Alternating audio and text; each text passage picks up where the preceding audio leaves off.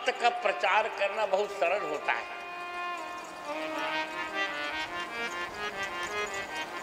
गलत सिद्धांत का प्रचार लोग जब प्रारंभ करते सोचते हैं कि हम बहुत अच्छा कह रहे हैं। 20वीं शताब्दी में श्री गणेश किया था, अब नाम तो नहीं लेना था पर नाम लूंगा। श्री गणेश किया था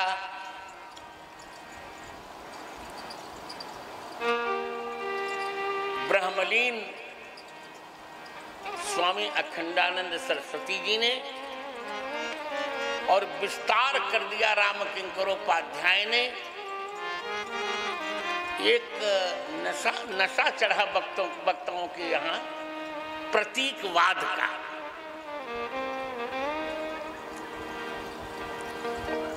जहां देखो वहां प्रतीक ठूंस दिया। राम जी ज्ञान के प्रतीक हैं, सीता जी भक्ति की प्रतीक हैं, राधा जी त्याग की प्रतीक हैं। लियो यार, भगवान कृष्ण योग के प्रतीक हैं। प्रतीक प्रतीक पूरा प्रतीक कर डाला। अच्छा, जिन्होंने प्रचार किया वो उनकी एजुकेशनल कैरियर ऐसी कि वो स्नातक भी नहीं जिन्होंने इसका प्रचार किया, रामचंद्र दास, ये उनकी कैरियर। माने स्नातक माने मदन मोहन दास हम नहीं समझ पाएंगे, तो स्नातक माने बीए भी वो नहीं है जो जिन्होंने प्रचार किया।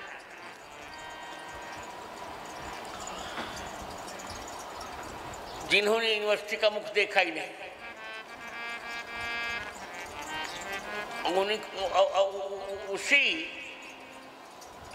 उसी सड़ी लाश को जो धो रहे हैं उनको भी ये पता नहीं। देखिए प्रतीक क्या होता है।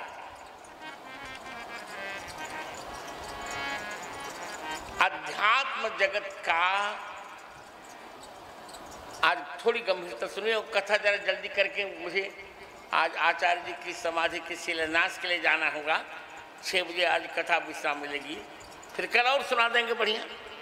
और परसों भी 3 बजे से सुनाएंगे। राम कुमार दास का नहीं, 1 बजे नहीं, मैं मरने नहीं आऊँगा भैया। 3 बजे से सुनाऊंगा, मस्ती में सुनाकर फिर गंज बसोदा चला जाऊंगा, चिंता मत करो। तो मैं क्या कर रहा हूँ, अध्यात्म जगत का,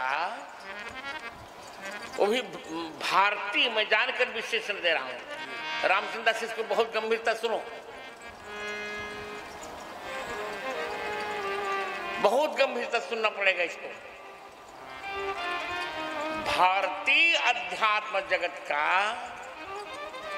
सबसे प्रामाणिक सूत्र ग्रंथ है क्या? क्या नाम उसका जानते हो नहीं? ब्रह्म सूत्र। क्या नाम है? ब्रह्म सूत्र। ब्रह्म। क्यों रामचंद्र दास, क्या नाम है? ब्रह्म सूत्र। ब्रह्म सूत्र। इसको ब्रह्म सूत्र भी कहते हैं और भिक्षु सूत्र भी कहते हैं। क्या? भिक्षु सूत्र। भिक्षु सूत्र। और इतना प्यारा ग्रंथ है कि भगवान पाणिनि भी इसकी प्रशंसा करते हैं। पाराशर्य शिलालिभ्याम भिक्षु नट सूत्रयो। इसका अर्थ है पाणिनि से पहले ब्रह्म सूत्र की रचना हो गई थी।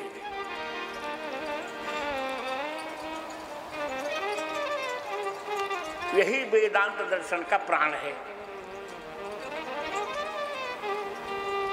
इसी के लिए भगवान कह रहे हैं गीता जी के 15वें अध्याय के 15वें श्लोक में, वेदांत कृत वेद विदेव चाहम। वेदांत का रचयिता मैं हूं, माने वेदांत सूत्रों का रचयिता। वेद व्यास के रूप में मैंने ही वेदांत सूत्रों की रचना की है। यहां इसका तात्पर्य है। और गोस्वामी जी भी कह रहे हैं यदि भगवान को जानना या पाना है तो वेदांत का सहारा लेना पड़ेगा। वेदांत क्या है? वेदांत वेद्यम विभुम। क्या क्या कहा मैंने? वेदांत वेद्यम विभुम। क्यों माताओं क्या कहा मैंने? वेदांत वेद्यम। कहाँ का वाक्य है ये? सुंदरकांड का। शांतम शाश्वतम प्रमेयमनघम गीर्वाण शांति प्रदम ब्रह्मा शंभु फणीन्द्र सेव्य मनीषम वेदांत वेद्यम विभुम रामाख्यम जगदीश्वरम सुरगुरुम माया मनुष्यम हरिम वंदेहम करुणाकरम रघुवरम भूपाल चूड़ामणिम। तो भगवान वेदांत वेद्य है। यहां रथ प्रत्यय दोनों धातुओं से हुआ है। विद ज्ञाने से भी हुआ है, विद लाभे से भी हुआ। अर्थात भगवान वेदांत के द्वारा, वेदांत के माध्यम से जाने जा सकते हैं और वेदांत के ही माध्यम से भगवान प्राप्त भी किए जा सकते हैं। हाँ, ठीक से ताली बजाओ, कोई मच्छर थोड़े मान रहे हो।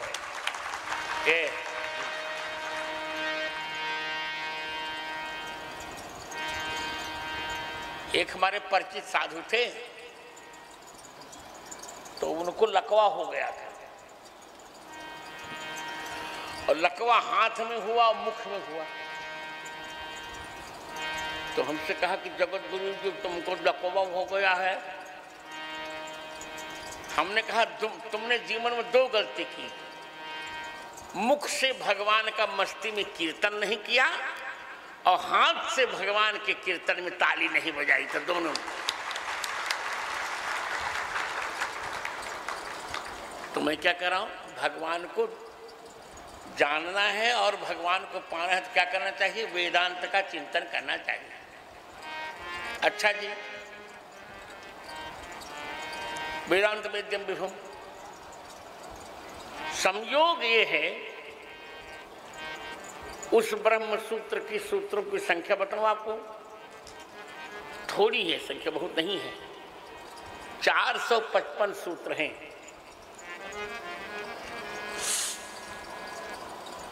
और आप सोचिए कितना प्यारा है कि पाणिनि भी स्मरण कर रहे हैं।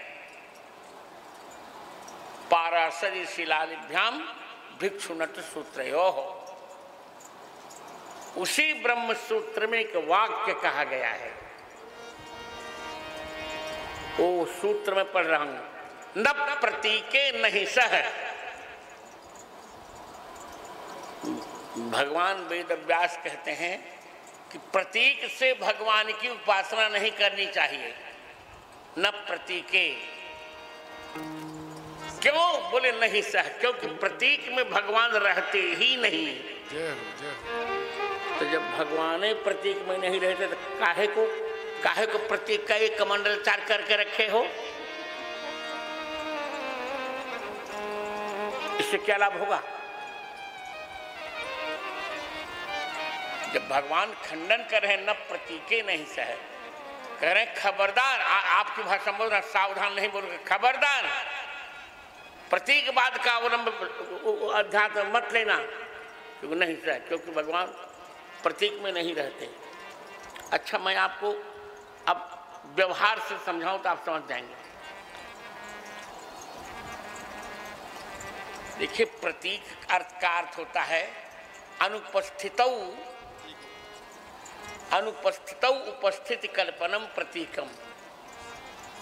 कोई वस्तु उपस्थित न हो, उसमें उपस्थित की कल्पना कर ली जाए, इसी को कहते हैं प्रतीक। जो वस्तु उपस्थित नहीं है और उसको अलंकार में उपस्थित कहा जा रहा है। तो मैं प्रतीकवादियों से विनम्रता से पूछता हूं पहले वाले तो स्वर्ग में है, उनसे पूछ लेता हूँ, और आज जो स्वर्ग में नहीं है उनसे पूछता हूँ कि क्या रामचंद्र जी को आप अनुपस्थित मानेंगे? भगवान राम और भगवान कृष्ण तो निरंतर उपस्थित हैं। हम तुम भले मर जाएं, पर भगवान थोड़े मरते हैं। तो जब भगवान अनुपस्थित ही नहीं है तो वहां प्रतीकवाद की क्यों तुम चर्चा करने लगे कि राम जी ज्ञान के प्रतीक हैं, सीता जी भक्ति की प्रतीक है, तो तुम किसके प्रतीक हो? तब तुम मूर्खता के प्रतीक हो, तुम अपलाप के प्रतीक हो,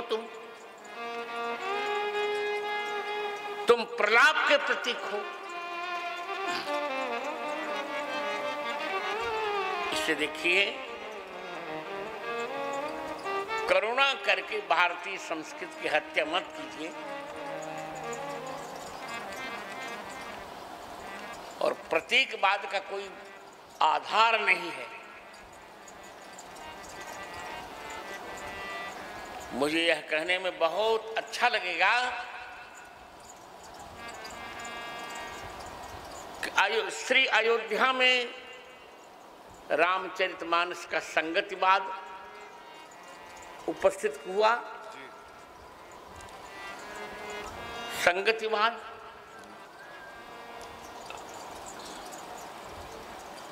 श्री काशी में विजयानंद जी ने युक्तिवाद,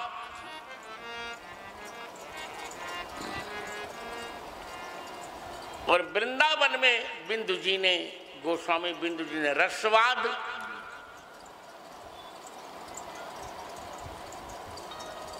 और इसके पश्चात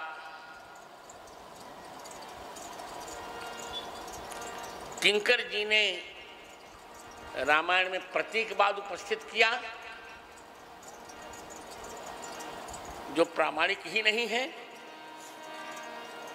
और आप लोगों के पुण्य से मैंने चित्रकूट में रामायण जी पर पदार्थवाद उपस्थित किया।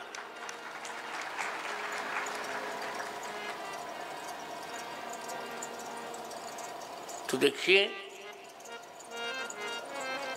बिना कारण प्रतीक कहकर मस्तिष्क का व्यायाम मत करवाइए, न कीजिए।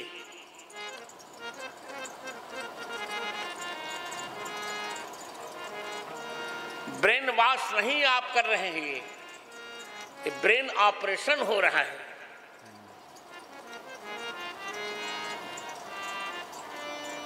ऐसा नहीं करना चाहिए।